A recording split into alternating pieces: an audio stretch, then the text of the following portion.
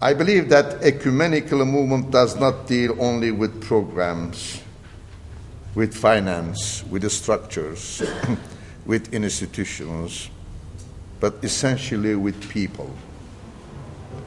And through the people, we ensure the ecumenical vision. And we are all committed to the ecumenical vision. Therefore, it is with this profound sense of being together as part of the wider ecumenical movement that I greet you all in this headquarters of the Armenian Catholicosate of Cilicia. This is a church center, but at the same time, this is a living center of ecumenism.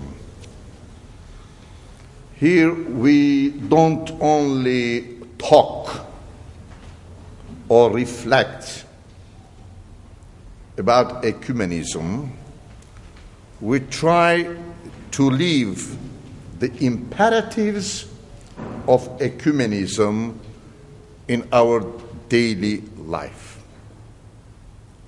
And this is indeed the meaning and the challenge of ecumenism.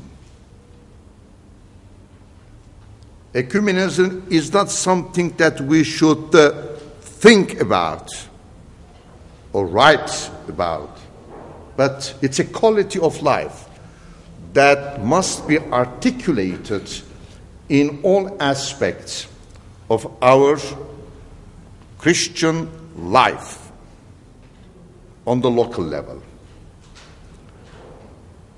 I am very happy that you have chosen as the focus of your reflection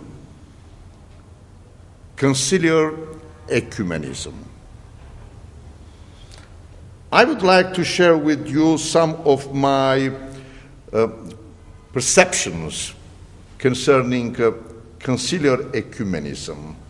But before I do that, I would like just to remind you few things pertaining to ecumenical life and the present ecumenical landscape, which I believe are of crucial importance in terms of understanding conciliar ecumenism and its implications and imperatives for our Christian and ecumenical life.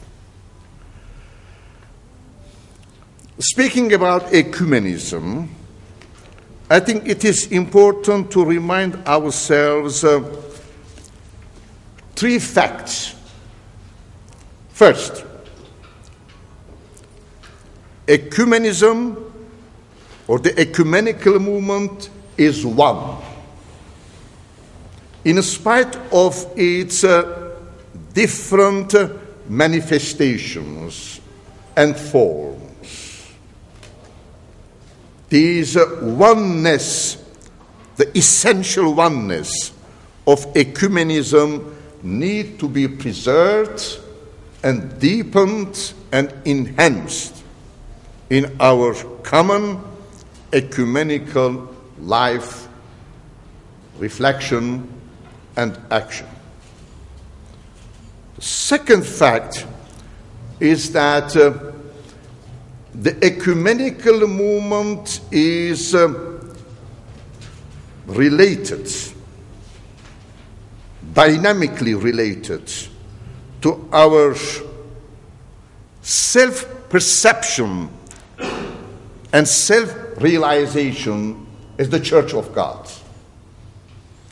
Therefore, the ecclesiological and missiological dimensions need to be taken in their close interconnectedness in any initiative in any reflection or action that claims to be ecumenical.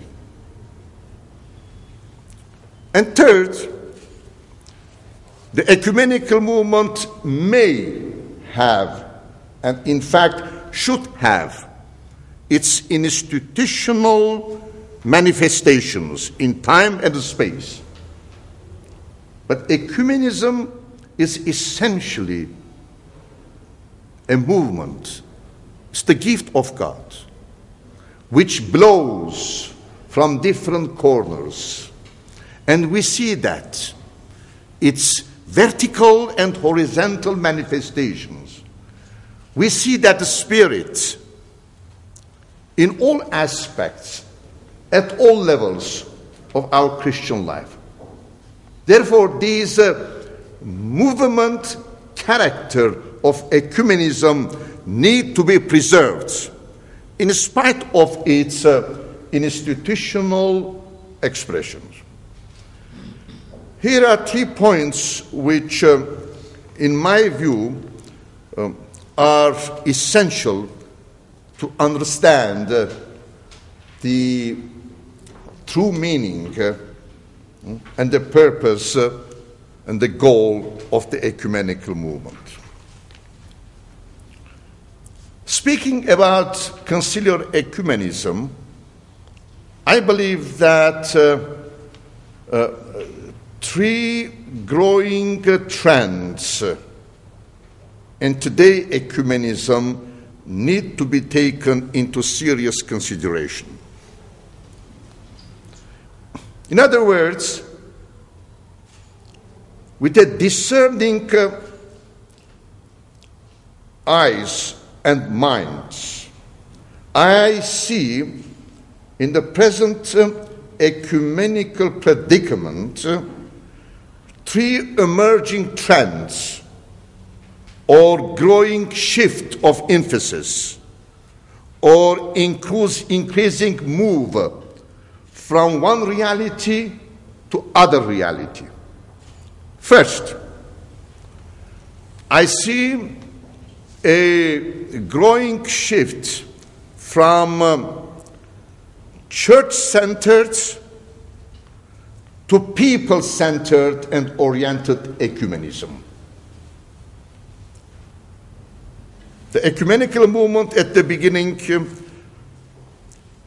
came into some sort of existence and acquired different kinds of institutional forms and expressions through a group of visionary people.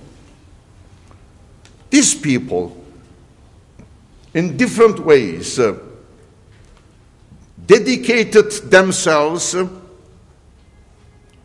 to ecumenical movements and tried to emphasize the decisive importance of ecumenism in the life of their churches.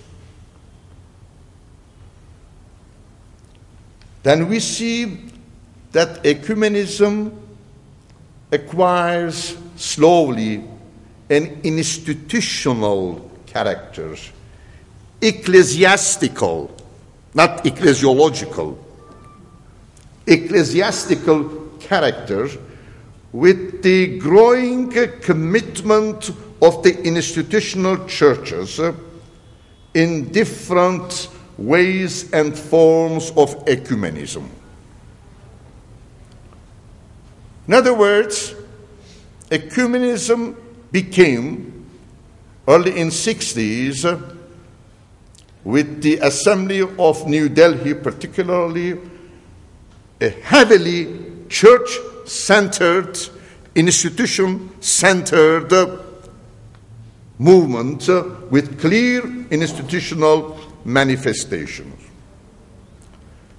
In the last 2 decades, I see this growing move from institutional church-centered ecumenism to people-centered, people-oriented ecumenism. In other words, ecumenism is in process of becoming what I call extra-ecclesiam. extra-institutional church a movement. Why? There are certain reasons behind this movement. First, I see clearly the lack of ownership on the part of institutional churches, the increasing penetration of so-called non-church related agenda items on the agenda of the ecumenical movement created some sort of distance on the part of the churches vis-à-vis the institutional expressions of the ecumenical movement.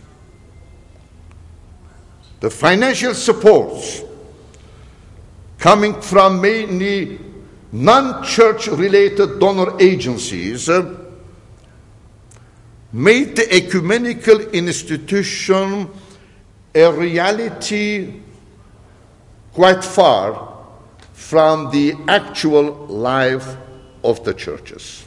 The second move is from multi-confessional ecumenism to confessional ecumenism.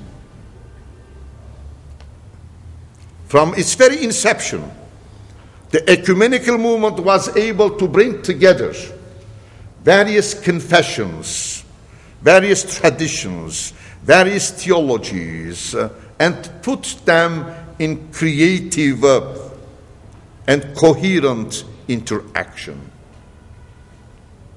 That was, in fact, the great achievement of the ecumenical movement. Ecumenism was a place, was a forum, was a context where our differences came into close interaction. Again, in the last few decades, I see a sort of shift from multi-confessional ecumenism to confessional ecumenism. The churches spent much of their human and financial resources to confessional ecumenism than multi-confessional ecumenism. If this process continues the way it is, my fear is that ecumenism may lose its integrity and its profound meaning as the place of interaction of confessions and theologies and traditions. And finally, I see a growing trend from global to regional and local ecumenism. Again, one of the great achievements of the ecumenical movement was that it was able to bring together the global, regional, national, and local dimensions of ecumenism. By the way, ecumenism is essentially a local reality because the church is a local reality. But ecumenical movement was able to take the churches beyond localism, beyond their self-centered, self-contained self-understanding. The ecumenical movement challenged the churches to transcend their confessional and local boundaries and engage in creative and interaction with the other churches. I consider the general secretaries not the persons who deal with the daily administration of the councils. No,